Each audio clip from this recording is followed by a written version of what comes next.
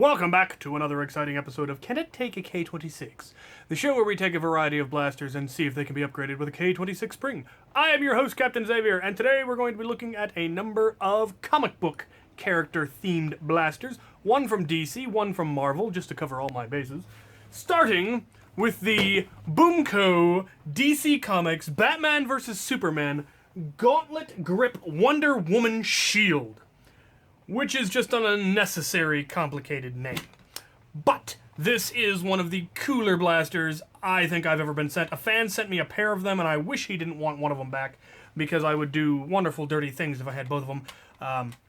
This thing is, as the name will suggest, it's a grip. It's kind of like brass knuckles, which is where I assume the gauntlet grip comes from.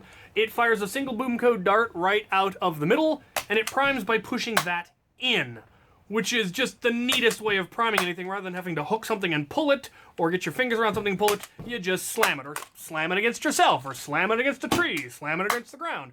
Whatever you want, that primes it. And then there's a trigger right here, that fires it. And it looks to the world like it is supposed to connect to something, like it's supposed to be part of a larger shield, or the handle of a sword, or something. But as far as I've been able to find out from my research, it doesn't. It's got two dart holders up top, and then it does have rail attachment so that you can hook it onto the top or the side or wherever there's rail on another BoomCo blaster. But it doesn't appear to be a larger weapon or shield that it goes with, and calling this a shield is just a little bit of a stretch. Now, like I said, if I were getting to keep both of them, one of them would definitely become a sword and the other would become a shield. Since I only get to keep the one of them as far as I know, and I haven't been able to track down another one, I haven't tried very hard, I think I will go with the shield, because I think that'll be a lot easier than trying to integrate it into a sword, just because trying to get a solid connection, I obviously can't go into the handle because that's where all the mechanism is, so I would probably have to run something along either side of the grip, and it's already a little big, so I'm going to start with a shield. I will just acquire another round shield like the one I already have, and bolt it directly to this, so that I can still prime it, but can then use that as a center boss shield, which I think will be pretty groovy. Might make it so that it's easily removable, but for the most part, I think this just needs to be the handle of something a little bit more useful than it by itself. But what we really want to know, of course, is can it take a K26? Because if I'm going to be integrating it into something, I want it to be useful. It already does fire fairly well. Not great, because obviously it doesn't have a very long drive there, but BoomCo tends to be higher performance than Nerf anyway, just because the darts are so much lighter. Well, it is unfortunately raining, naturally, because it's the Pacific Northwest. It's always raining. But just doing a quick test firing, it gets about 30 feet. Which for something of these dimensions isn't terrible, but we want to see if we can't make that just a little bit better. Well, it's actually much simpler and, well, frankly, much better designed than I had expected. It is direct plunger. This long priming handle goes all the way to the top and primes this, unfortunately, very small, but fairly decent diameter, actually, plunger tube. So let's see if there's any hope for it.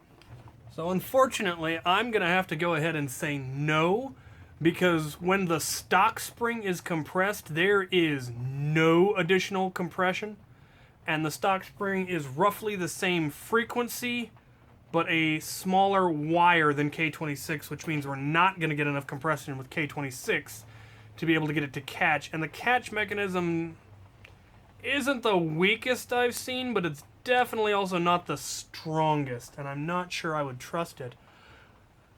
The plunger head does not screw off. It's bolted or riveted or something in, so trying to get the spring in and out with only that little room to try to twist out the side is just not a pleasant thought, and I really don't want to break this. So you might be able to get a smaller spring inside the stock spring if you could find one that fit between it and the catch knobs there. You can see the little nubbins there. Those are what actually catch, and it's on either side, so it's well balanced and fairly stout. But you'd need to figure out how to get the spring in there, and like I said, trying to bend it in from the side when you can't with that little room is just not going to be pleasant. Maybe if you compressed the spring and then tried to wind it on there.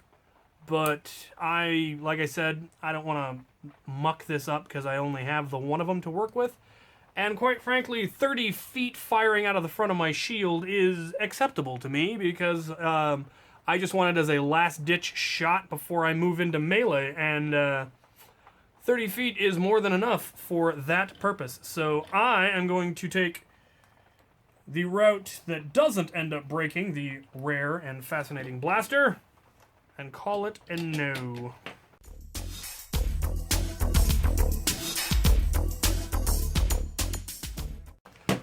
Alright, well, unfortunately that was a no for K26 and no for a spring upgrade because I really didn't want to risk breaking it, but I definitely think you could definitely find a spring that would improve this if you could find a way to get it onto the plunger rod. But since the plunger head doesn't screw off, that's a lot more difficult, and this one's really short, so it doesn't give you a lot of space to work with. So, that is a no. I do plan to eventually build something out of it that will be able to fire stuff while practically in melee, which ought to be really, really fun. So, stay tuned for that. On to the next contestant. Our next contestant is the much-requested Marvel Guardians of the Galaxy Star-Lord Quad Blaster, which is just plain nifty. Now, this quad blaster has two sets of two-barreled smart ARs. It is essentially two separate guns. So there's a priming handle on the top and a priming handle on the bottom. And if you prime them both, then it will fire first the center barrels, and then if you prime them both again, it will fire the outer barrels. Now, the inner barrels are not covered by the shield, so you can technically fire the first volley with the shields up. And then if you want to fire the other two, you'll need to deploy it or they're going to hit the inside of the shields and your blaster's not going to work so well. If you prime only one, it will of course only fire one, either the middle one or the outer one, depending on which barrels are loaded. And tragically, this thing has absolutely pitiful performance. It fired the better part of, at most, 30 feet, but closer to 21 feet while I was testing it, which is just absolutely pitiful and tragic for such a cool blaster. It is just a hair too small for my monkey hands, but not so much so as to be truly uncomfortable. I mean, if they didn't perform so terribly, I would love to have one or a pair of these. This one was sent to me by a fan, so it will also be getting sent back. I think he's the same person who sent me the Wonder Woman blaster and most of the BoomCo stuff. At least I hope so. I'm pretty sure he sent me an inventory list of all the stuff I need to send back to him. I'm pretty sure I'm getting close to having it all done. But let's get this thing open and see if there's any hope at all of improving the performance.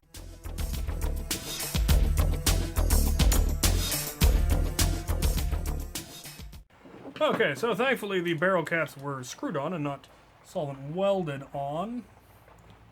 Fairly straightforward firing mechanisms.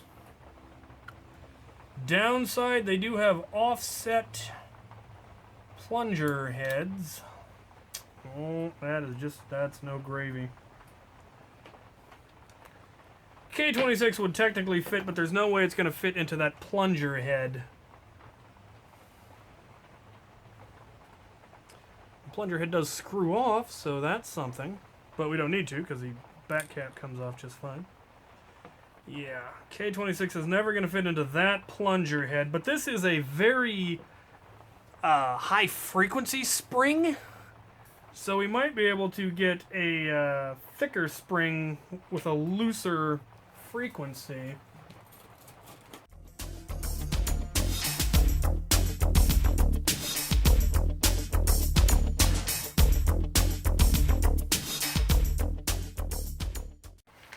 Success!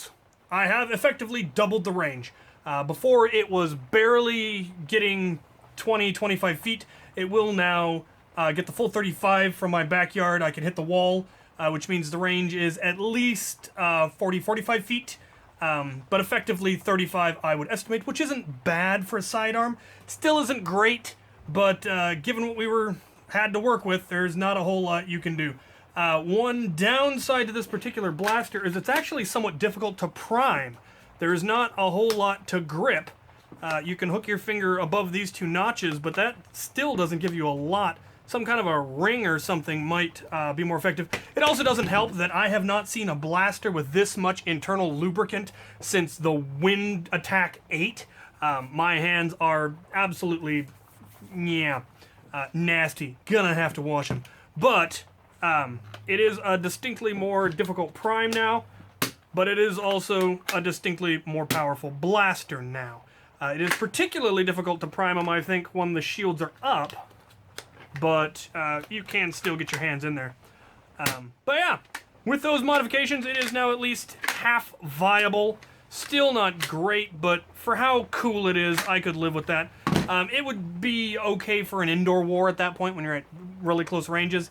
In a long-range war, the fact that if you've primed both sides, it'll fire 2 darts at once does give you essentially a shotgun pistol, which is nice. You know how much I like those, but you do have to prime each side separately, but you can choose to fire 1, you can choose to fire 2. It has a fair amount of versatility, which is neat. Plus, it's just a cool action feature that the barrels pop up like that. This is something you could easily holster. It would not be difficult to make a holster for this.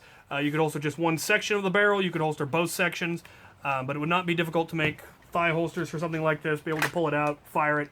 I like it. So, for those of you who want to upgrade it, there are springs. I couldn't tell you for the life of me what springs I put in here. They looked kind of like Jolt springs given the diameter. They needed to be the same outside diameter as the stock spring, so if that gives you some idea.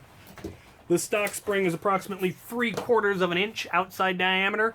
The ones I used were longer, but had a much looser frequency, less of a frequency, so there were fewer coils in this stuff, though it was longer, so didn't have any problem getting compression, isn't having any problem catching. So yeah, I'm pleased with it. Let's recap. Alright, for those of you just tuning in or who skipped to the end to see the results, that was a no for the BoomCo DC Comics Batman vs. Superman Gauntlet Grip Wonder Woman Shield. The plunger tube is unfortunately very short. It is wide enough to take a K26, and I believe it could take a K26 physically. I don't think it would actually catch, is my concern. You might be able to get another spring in there if you could figure out how to get to it, but with that really short plunger rod, it's really hard to thread in from the side, and the plunger rod doesn't screw off, so not a whole lot of mod potential as far as upgrades, but this thing is just begging to get integrated into a shield or a sword or something. So that is going to happen. Maybe some kind of a Qatar-looking thing with double blades on either side and you shoot at the middle. All sorts of things that you could do with this as far as making a weapon or a shield out of it so it would actually be a shield.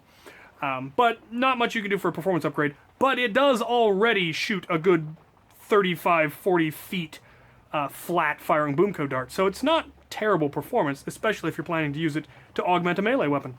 And that was also a no for the Marvel Guardians of the Galaxy Star-Lord Quad Blaster. No for the K26, but yes to a spring upgrade, which doubled the performance, which I am quite happy with. This one just has such a neat looking blaster and such neat action features. It's a shame it has such poor performance. The original two barrels, the first two barrels that fire, have better range than the outer two, just because of probably a not great seal on the Smart AR system. But with the upgrades that I was able to do to it, I was able to double the range to about the same as this is getting. So it is, I would argue, at least semi-viable at this point. Especially as a shotgun pistol, because it fires 2 at a time, if you want it to. It doesn't happen. It doesn't have to. And they are separate plungers. It has 2 separate plunger systems, so you're not losing any power by firing them both. So, yeah. There you have it. If you have any questions, comments, concerns, suggestions, you go ahead and put them in the comment section below. And as always, thank you for watching.